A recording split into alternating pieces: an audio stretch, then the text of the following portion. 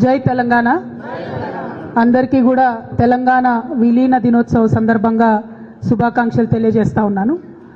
తెలంగాణ రాష్ట్రంలో అనేక సంవత్సరాలు రాచరికపు పాలన జరిగిన తర్వాత ఆ రాచరికపు నీడను అడ్డుపెట్టుకొని అనేక మంది భూస్వాములు, దొరలు, సామాన్య ప్రజల మీద ఆగడాలు చేస్తున్నటువంటి సందర్భాన్ని తెలంగాణ ప్రజలందరూ కూడా మరి ఒక్కతాటిపైకి వచ్చి మనం వ్యతిరేకించాలి. వీళ్ళ ఆగడాలను, మనము రాచరిక పోకడలను, సామాన్య ప్రజల యొక్క సంక్షేమాన్ని పట్టించుకోనటువంటి ప్రభుత్వాలను గద్దె దించాలనే ఉద్దేశంతో ప్రపంచంలో ఎక్కడా లేనటువంటి విధంగా అతి సామాన్యమైనటువంటి రైతులు అందరూ కూడా ఉద్యమం చేసి దొరలకు వ్యతిరేకంగా, భూస్వామ్యులకు వ్యతిరేకంగా, వారిని కాపాడుతున్నటువంటి అనేక మంది పెద్దలకు వ్యతిరేకంగా పోరాడి ఆనాడు ఒక ఉద్యమాన్ని తెలంగాణలో నిర్మించడం జరిగింది.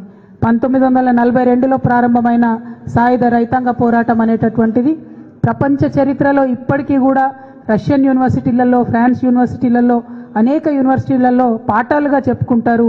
మన గడ్డకున్నటువంటి పోరాట చరిత్ర అటువంటిదని ఈ సందర్భంగా ఒక్కసారి మనందరం కూడా గుర్తు చేసుకోవాలి. అయితే ఆ పోరాట పటిమ ఎట్లా వచ్చింది అనంటే, ఇవాళ భారతీయ జనతా పార్టీ చెప్తున్నట్టు కేవలం హిందువులలోనే ఉంది, ముస్లిం రాజుకు వ్యతిరేకంగా పోరాటం చేసిండ్రు అనే పిచ్చి పిచ్చి మాటలు చెప్పడం కాదు. నిజం జరిగింది ఏంది అనేటటువంటి అంశాన్ని మనం గమనించుకోవాలి. ఆనాడు రాచరిక పాలకులు అంటే అరాచకపు పాలన ఎవరు చేసినా, అది ప్రజాస్వామ్యంలో అయినా రాచరికంలో అయినా, ప్రజలు ఊరుకోరనే విషయాన్ని ఆనాటి నుండి ఈనాటి వరకు తెలంగాణ ప్రజలు మరి రిపీటెడ్గా చెప్తూనే వస్తూ ఉన్నారు. అందులో ప్రత్యేకించి మనం ఎగ్జాంపుల్ చెప్పుకుంటే మగ్దూమ్ మొహియుద్దీన్ గారు కావచ్చు, షోయబుల్లా ఖాన్ గారు కావచ్చు, వారంతా కూడా ఆనాడు పోరాటం చేసిండ్రు. మరి ఆ విషయాలన్నింటినీ కూడా ఇవాళ కాంగ్రెస్ ప్రభుత్వం విస్మరిస్తుంది, భారతీయ జనతా పార్టీ విస్మరిస్తుంది.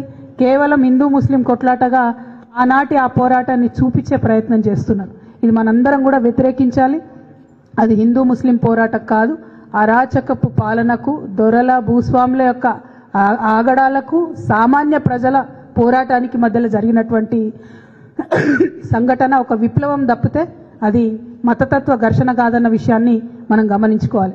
ఇంకా దారుణం ఏంటంటే, కేంద్రంలో అధికారంలో ఉన్నటువంటి బీజేపీ అఫీషియల్గా ఒక రాష్ట్రంలోకి వచ్చి ఫెడరల్ స్ఫూర్తికి వ్యతిరేకంగా ఆ రాష్ట్ర చరిత్రను వక్రీకరించే విధంగా ఇక్కడికి వచ్చి తెలంగాణ విమోచన దినోత్సవం అని గత 3 సంవత్సరాలుగా మన తెలంగాణ ప్రజల మీద రుద్దేటటువంటి ప్రయత్నం చేస్తున్నారు.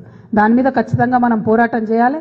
ఆనాడు 2023లో కరెక్ట్ ఎలక్షన్ల ముందు సెప్టెంబర్లో వచ్చి ఈ సడన్ ప్రకటన చేసి వాళ్ళు తెలంగాణ విమోచన అనేటటువంటి ప్రయత్నం చేశారు.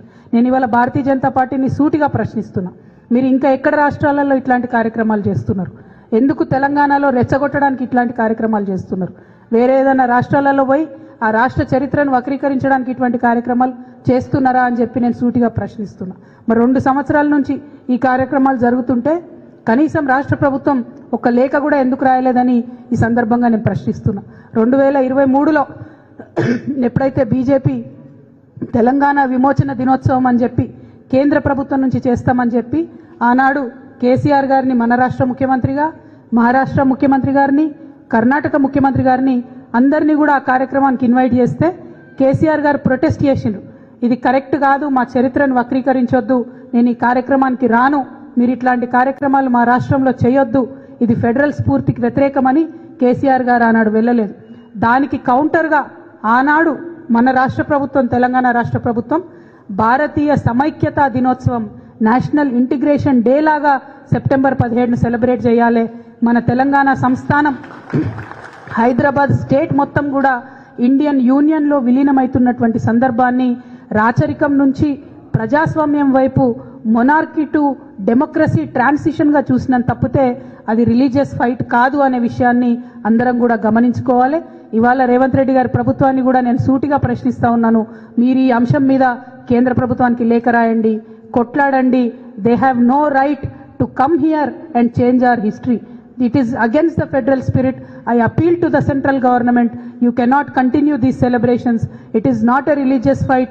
It was poor people's fight against the atrocities of the zamindari system in Telangana existing at that point of time. You should understand the history. Kindly do not distort the history of Telangana. ఈ అంశాన్ని మనం గుర్తుపెట్టుకొని తెలంగాణ అస్తిత్వ పరిరక్షణ కోసం పనిచేసేటటువంటి తెలంగాణ జాగృతి లాంటి సంస్థలు ఆ యొక్క వైఖరిని వ్యతిరేకించాలి. కాంగ్రెస్ పార్టీ పెద్ద శుద్ధపూసలాగా నిన్న మహేష్ కుమార్ గౌడ్ అని ఏమంటాడంటే మేమే కలిపినాం తెలంగాణ అని అంటాడు. మీరు కలపలేదు, మీకు అంత సీన్ లేదు. నిజాం ప్రభు ఒక నిర్ణయం తీసుకొని నేను విల్లింగ్లీ ఇండియన్ యూనియన్లో విలీనమవుతా అని ఆయన 17 సెప్టెంబర్ ఆల్రెడీ ప్రకటన చేసిన తర్వాత కూడా వీళ్ళు ఆపరేషన్ పోలో అని మళ్ళా సైన్యాన్ని తీసుకొని వచ్చిండ్రు. అది కరెక్ట్ కాదు.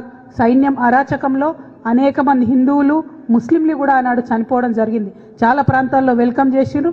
అందుకే ఇవాళ కూడా మన తెలంగాణ అనేక పల్లెల్లో దండుబాట అని ఉంటాయి. మనందరికీ తెలుసు, ఊర్లలో ఇప్పటికి కూడా దండుబాట అంటారు. అంటే ఆనాడు ఇండియన్ సైన్యం తరలి వచ్చినటువంటి బాటను దండుబాటగా తెలంగాణ పల్లెల్లో ఇప్పటికి కూడా పిలుచుకుంటారు. ఈ సందర్భంగా కాంగ్రెస్ పార్టీ చేసిందేమీ లేదు, వాళ్ళు సెలబ్రేట్ చేసేదేం లేదు. కానీ నిజంగా కాంగ్రెస్ పార్టీకి బీజేపీ మీద, మోడీ గారి మీద మీకు ఇంటర్నల్ అండర్స్టాండింగ్ లేకపోతే వ్యతిరేకించండి. They cannot hold a program like that in our state. ఒక చిన్న ప్రయత్నం మేము చేసినాం. ఆనాడు అనేక మంది స్వాతంత్ర సమరం కోసం పోరాటం చేసినటువంటి యోధులలో ప్రత్యేకించి ఆనాడు ఉమ్మడి జనగామ సిద్దిపేట ప్రాంతం నుంచి ఉన్నటువంటి ఎంకే మొయినుద్దీన్ గారిని ఈరోజు ఇన్వైట్ చేయడం జరిగింది. వారికి 99 సంవత్సరాల వయసు. వారు ఆనాడు పెద్ద పెద్ద నాయకులతో కలిసి నిజాం ప్రభుత్వానికి వ్యతిరేకంగా, ప్రజలను అరాచకంగా గురి చేస్తున్నటువంటి దొరలకు వ్యతిరేకంగా, భూస్వాములకు వ్యతిరేకంగా పోరాటం చేసినటువంటి పోరాట యోధుడు. ఇంకా గర్వంగా నేను చెప్పేది ఏంటంటే వారి పోరాటానికి ఆనాడు కేసీఆర్ గారి తండ్రి మా తాత రాఘవరావు గారు ప్రత్యక్షంగా వారికి సహకారం అందించినటువంటి విషయాన్ని కూడా వారు పదే పదే గుర్తు చేసుకోవడం జరుగుతూ ఉన్నది.